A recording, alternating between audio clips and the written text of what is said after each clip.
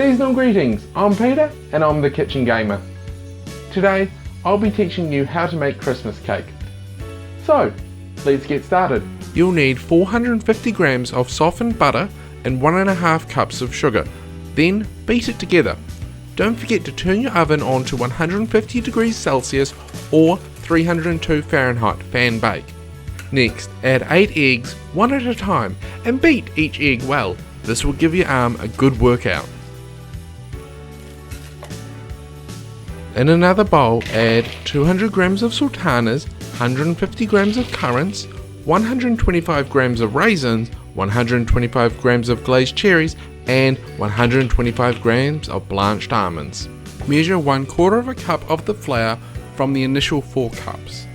Then put it in with the fruit and nuts, thoroughly coating them. Sift 2 teaspoons of baking powder and the remaining 3 3/4 cup of flour in with the wet mixture. Don't forget to mix these all together.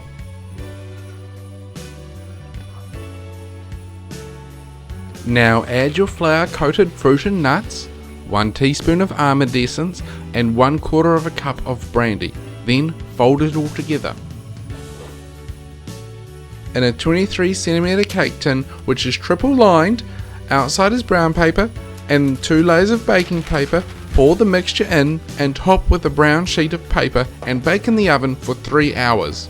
Having baked for 3 hours, remove the brown paper from the top and bake for a further 1 hour or until a skewer comes out clean. Now it's baked, leave it to cool in the tin, and once cooled, turn it out onto a cooling rack or a base of some kind to ice the cake. With it cool, we now add the butter icing for Christmas cakes. Check out the video in the corner on how to make it.